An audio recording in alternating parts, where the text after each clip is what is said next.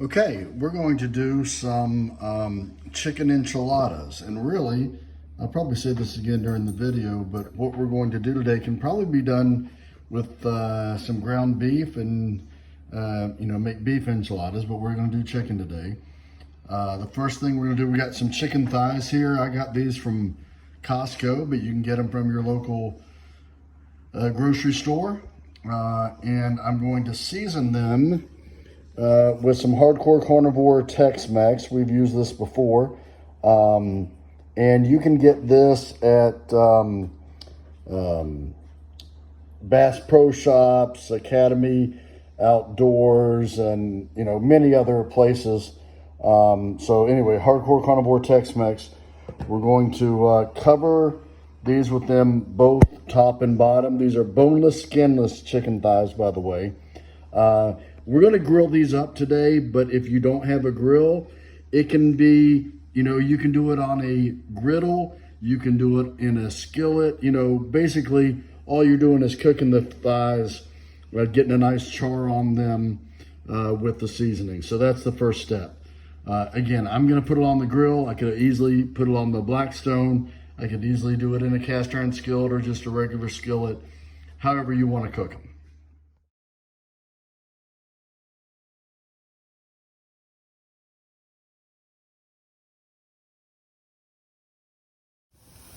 Okay, so you can see that the chicken thighs were seasoned on both sides with the hardcore carnivore Tex-Mex. All right, throwing them on the grill, medium heat. And again, you can cook these however you want, but we want a good char on both sides. Then we're gonna cut them up and you'll see that next. But you just cook these for however long it takes. Of course, you want at least 165 internal temperature on them. But you should be able to tell. I'm going to be flipping these every 2 minutes. I would do the same thing if they were in a skillet or anything else. Back and forth until they're nice and charred and good, but you still want them juicy, so you don't want to overcook them. So I'll let you know how long it takes.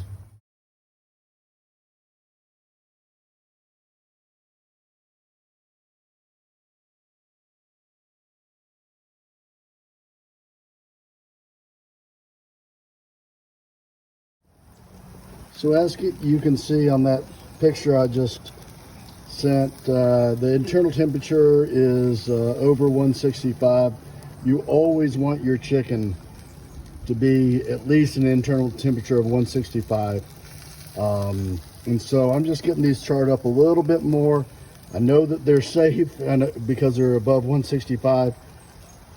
Probably total I'm gonna have them, having flipped 2 and 2 and 2 and 2, probably have them, I probably had them on here probably 16 to 18 minutes, like 9 minutes maybe on each side as I flipped them back and forth.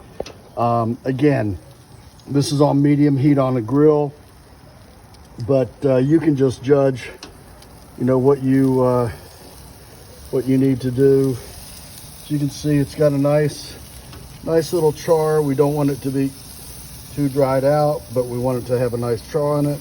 I think we're pretty much there. So what I'm going to do is I'm going to pull these, okay, and I'm just going to let them rest and cool for a little bit, and then we'll cut them up. Okay, so I've let the chicken cool, and you can see, it's got a good. First of all, I don't know if you can see that, but it's still juicy. Okay, but it's also got a nice crust on it. Okay, you can see that nice crust. And basically what I'm going to do is cut it up in small pieces like this. Okay, this is going to be mixed with some red enchilada sauce. I got the Old El Paso mild. You can get medium, you can get hot, you can do it however you want. You can use Old El Paso, you can use La Parita, you can use anything else. This is what Publix had when I went, right? So, but anyway, so I'm gonna cut these up in small pieces. Of course, I've got 3 of these thighs, and then we're gonna mix this with the enchilada sauce and some Mexican cheese for the filler. You'll see that.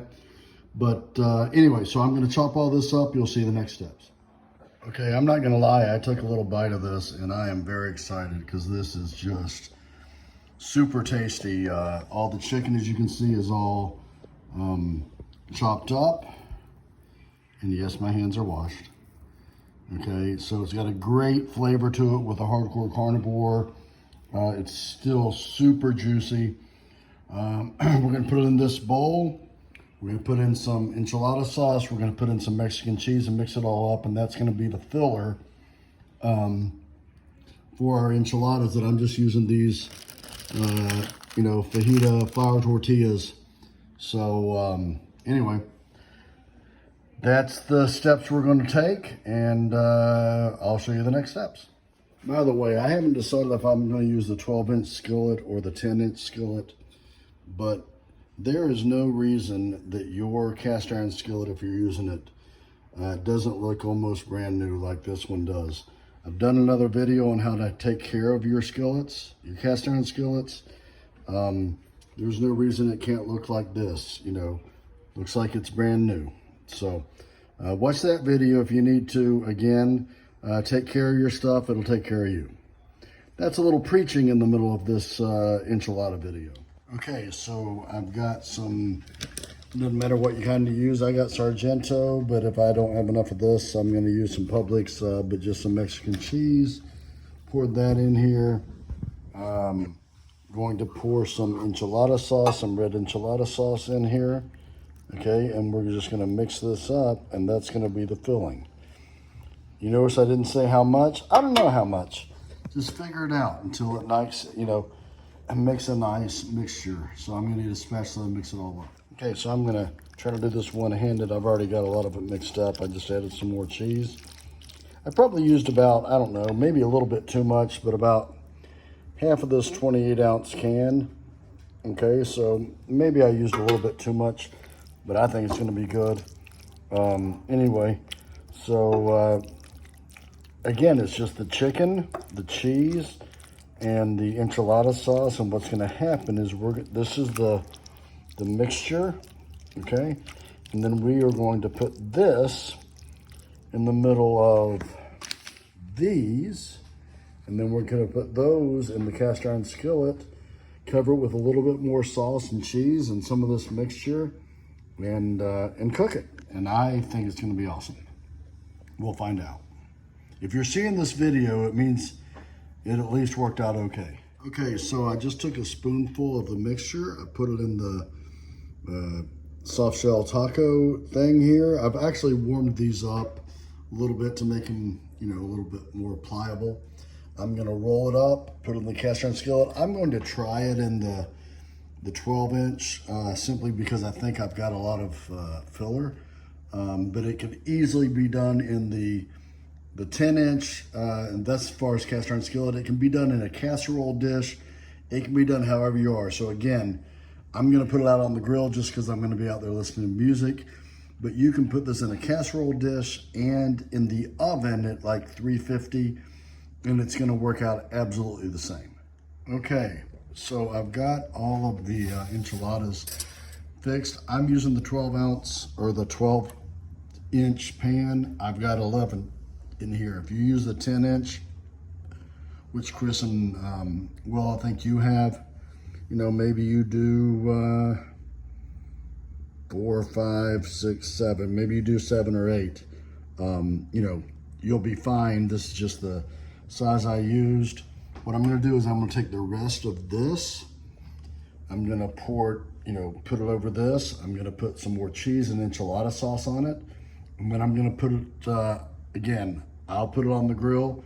You can put it in the oven. I'm using a skillet. You can use a casserole dish or whatever you have if you don't have a cast iron skillet. And then we're going to cook it until the cheese is melted and it's nice and warm. And then we'll eat it and then we'll enjoy it.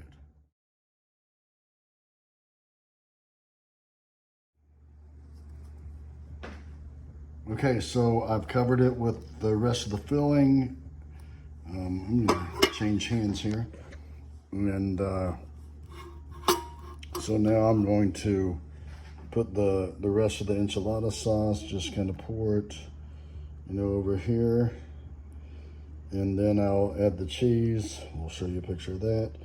And then we're gonna cook it. And that will be it.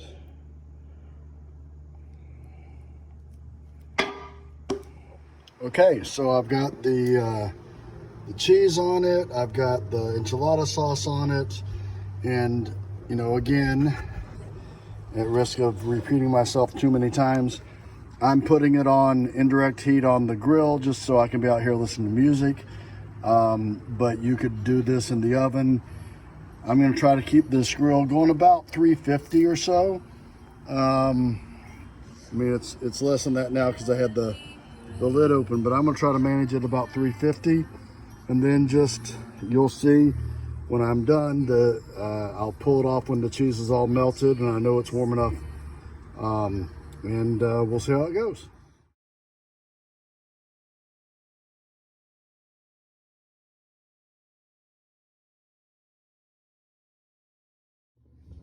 Okay, so while the enchiladas are cooking, I've cleaned up, and you can see that, and sliced some avocados. To top your enchiladas, you can do avocados, crema, regular sour cream, tomatoes,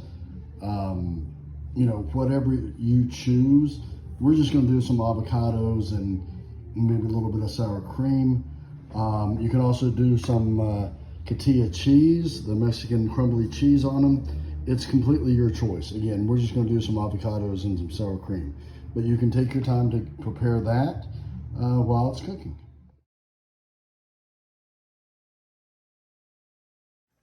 Okay, here we go.